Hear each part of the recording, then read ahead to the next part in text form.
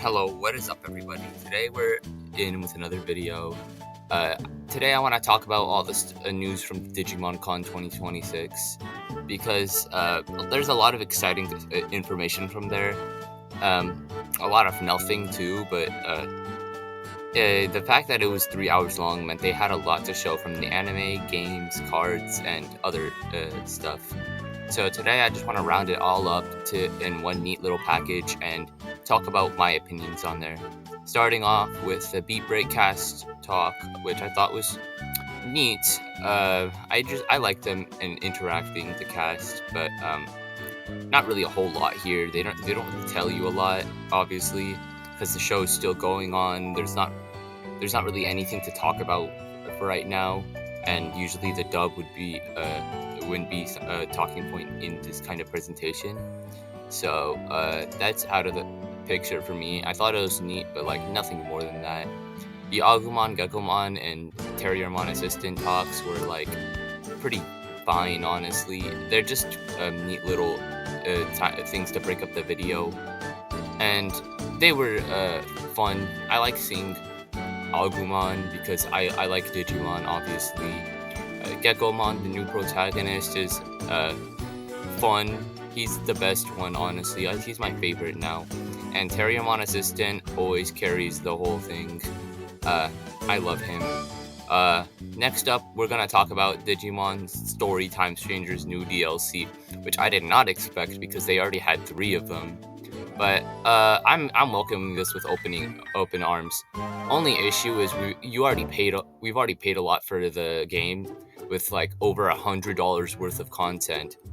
So I don't think it's good if they're gonna pay like $30 more, unless this is kind of like a separate thing, kind of like Shadow of the Erd Tree or something.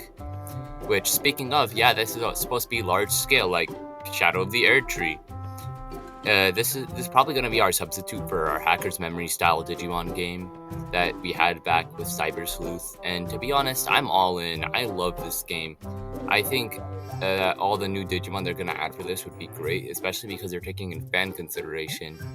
And we all know the fans make the best decisions for this series ever.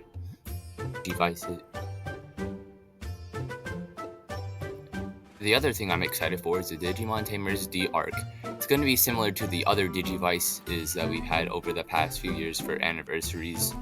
But, same doesn't mean worse. It's still fun, and I still like all the cool additions that they have. And the fact that they're celebrating Tamers is just really cool, because it's my favorite one, except for maybe Beat Break, but that's still running.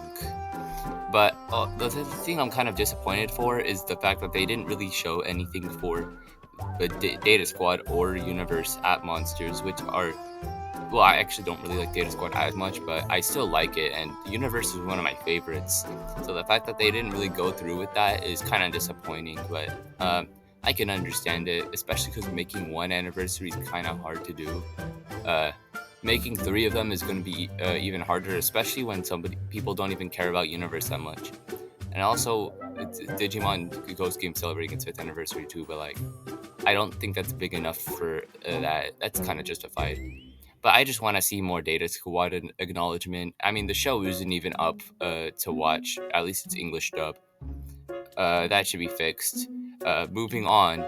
The best part of the whole thing was Digimon Up, a free mobile game that's going to be kind of like the V-Pets. And to be honest, this is really smart.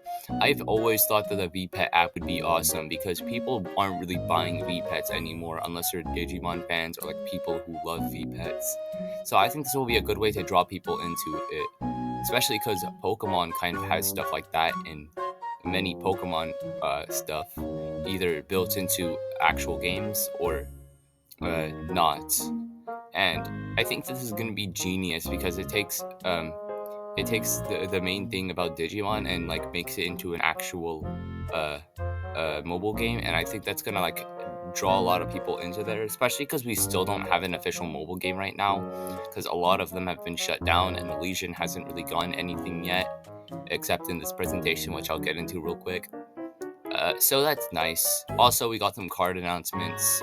Not really anything noteworthy except for the Elysian stuff, where they announced PvP and some cool extra stuff like UI improvements. So that's fun. Elysian doesn't really have any time it's coming out yet. I hope it doesn't come out before 2027. I hope it's not like a Sonic Rumble situation where all the hype dies down because they just keep delaying everything. But at least they're not like really hyping it up and then delaying it all the time. It's doing better than that, but like I think that they should like actually.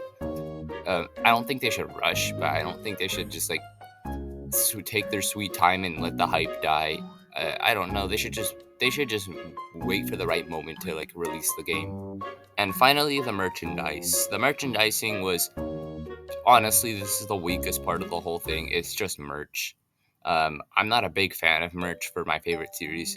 Like I have a little bit for like random stuff that I do like, but I can't really say I have like a bunch of merch that isn't just like video games or like physical movies or something like that. Uh, it's still neat, and for anyone who enjoyed that, good on you. But like, this isn't my thing. Overall, though, it's a pretty neat presentation. I'm surprised at how much they gave us in 3 hours. I thought it would be like a Nintendo Direct where they just stretch it out with boring stuff all the time. And while they kind of did that with the Agumon, Terriermon, and Gekomon talk, it was at least entertaining, and they did intersperse it with important content. So honestly, I'd say this one was a pretty decent, like 8 out of 10. Only thing I really wanted was like maybe a little bit more on Elysian, maybe a little bit more for Data Squad and Universe. Please give us like a Universe 3DS game English translation or something. I don't know, or like they should have given us like maybe a little bit more on Beat Break, especially because the show looks like it's wrapping up its next story arc. So I think that teasing us with a little bit about the next one would be kind of cool. So, but I guess it makes sense that they didn't do that. Either way, this is exciting and it's making me excited for Digimon for the next 2 or 3 years. I thank you guys all for watching, and yeah, I'll see you guys next time if you even watch my videos constantly. Okay, bye.